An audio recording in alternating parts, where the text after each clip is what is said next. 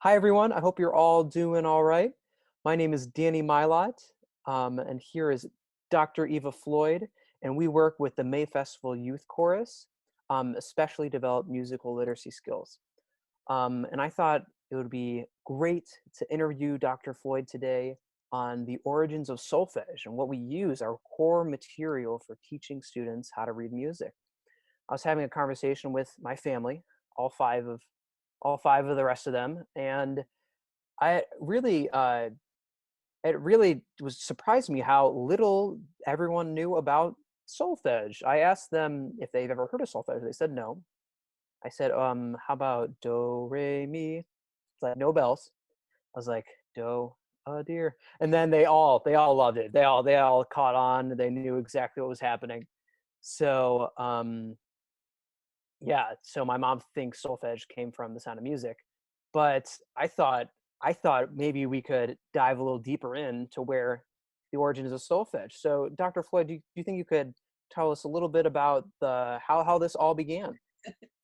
Well, I mean, I didn't know the origins of this really until after I'd already been teaching high school choir and using it for several years. And once I found the history of this, I found it really fascinating.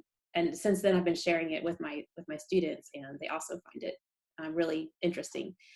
But the origins of how we use solfege from how we use it today anyway came from this guy named Guido. Uh, he was born just outside of Paris in 900 and something 995, so quite a few years ago. But he lived most of his life in northern Italy, and he was a choir master at a cathedral, and a theorist, music theorist. And anyway, he, as you can imagine, he had some frustrations with teaching his singers how to sing this, all of these chants and all of the notes in the chants.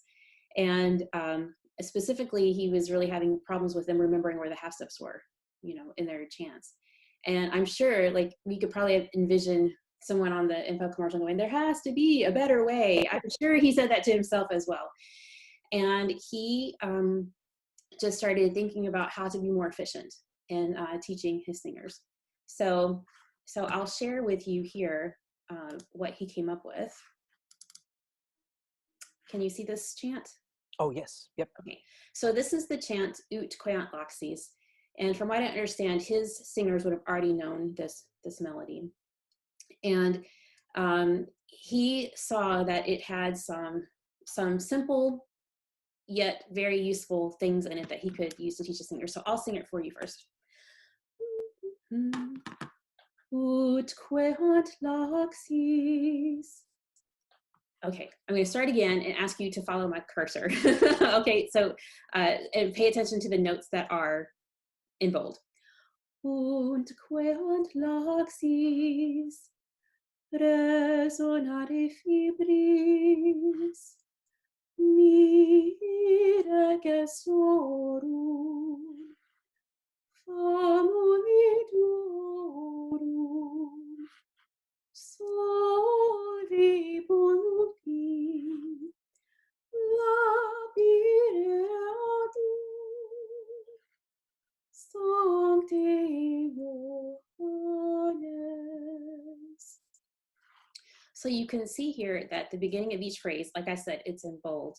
We're gonna go ahead and change this ut to do. That was eventually changed later in 1640 or somewhere around there, for it to have, like the other syllables, to have a consonant beginning and a Latin vowel following it. So here we have the do beginning of this first phrase, let's say, re, from the text, from the Latin text, and then mi from the Latin text mira, fa from the famuli, so solve, la labii. So these syllables started these the different phrases of this chant, and Guido saw that from the do to the re, whole step, re mi, whole step. But here, this one's interesting. From the mi to the fa, it's only a half step, and then fa sol, whole step, sol la, whole step. And here now we have a total of 6 pitches that are used in the tone set of this chant. And like I said, he was frustrated with the lack of accuracy around the half step, so he asked his singers to remember the beginning pitches of this chant and remember the intervals, and then use those same intervals when they're working on other music. And then he reminded them of where that half step was between the me and the fa, so that the other notes would be whole steps, and that one specifically would be the half step. Does that make sense, more or less? Yeah, absolutely. And so, I mean, kind of like what we do with the May Festival Youth Course, we refer back to things that they know, even though some things might seem scary and intimidating, but we're referring back to these syllables that they know, and these intervals that they've learned. Exactly. And so that seems, I mean, that's really cool. He sounds like just a great educator. Well, yeah, I mean, actually, he was kind of a rock star in his own time. Like, he became really famous for being an amazing teacher. But yeah, that concept of something that's from known to unknown, that sequence or that process, exactly it. So he took something that they were familiar with, like the melody of this chant, and then extracted some details out of that to present to them, and then they could use that in their future learning. Yeah, Well, yeah. absolutely. So And I this think, chant, I'm sorry, go ahead. oh, no, so I think you were saying he was a rock star. Wasn't the Pope a big fan as well? Wasn't Right. Right. The Pope heard about his work. The Pope at the time, I think, was John the 14th, and he invited Guido to come to visit him and kind of explain Mhm. how he was teaching this. In fact, he had this question. I'm going to read this question to you because I think it's so important. Mhm. Um, his question was, how could the boys know songs which they had never heard?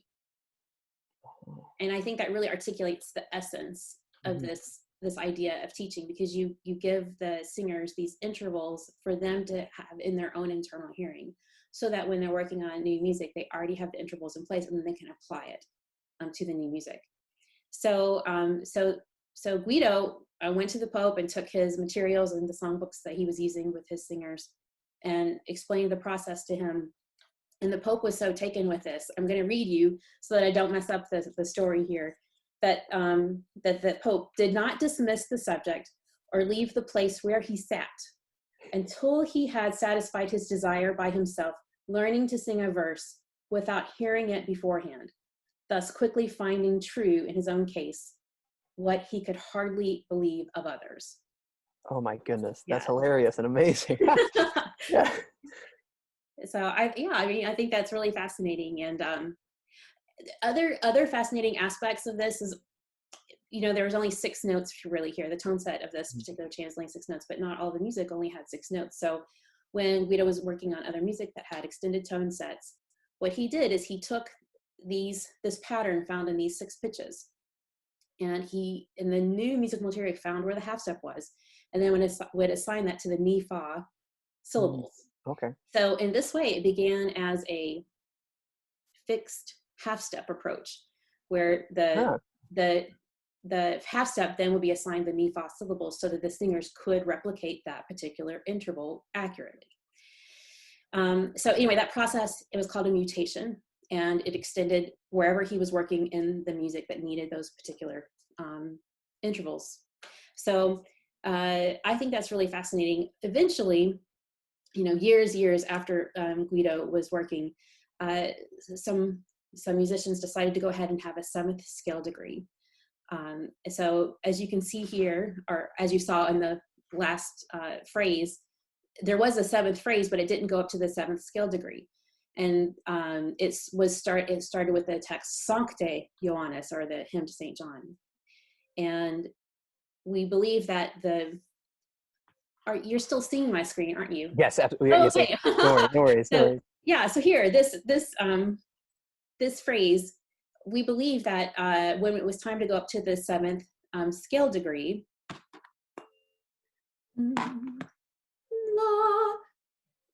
up to the 7th, that they used C from this text of the 7th phrase. We believe that happened in 1480s, 1482. But years later, Sarah Glover from the 19th century, she was an English music teacher, she decided to name that T so that there weren't two syllables that started with the same letter, Oh, okay. just for efficiency like that. Yeah. Right. So I also think that's quite interesting in the history of how that chant was used and how it was, developed. The teaching applications were developed over time. Absolutely. And I think just with all of that, I think the biggest takeaway for me is that these people were just using what was around them and adapting it to what they needed. And I mean, this chant existed. The singers knew it. He's like, all right, let's use it. Let's make this thing work. And then people adapted what Guido did to make it even better. And it's not like they had to reinvent the whole wheel, reinvent everything. I think that's just a great, I don't know. I think it's a great lesson and a great takeaway. And that's something that, yeah, absolutely. I Yeah, find fascinating. Yeah. I think that's important for all of us because Guido didn't invent the idea of using mnemonics or syllables to help you remember something, because that had already been done with music anyway in ancient cultures, and in Greece and China, India, Egypt. Uh, some of that idea had already been in place, but he was the one to kind of find a practical application for how it would work for his singers. That's amazing. And right, especially right now, I think this is all that all of us need to somehow in our lives just kind of look around to the tools that we have, but just find new and creative ways to use them. Yeah, absolutely. Hey, thank you so much, Dr. Floyd, for doing this. You're welcome, Danny. Absolutely. I hope to see you soon. See you Absolutely. I hope soon. to see you all soon too. All right. Y'all Bye. have a good one. Bye.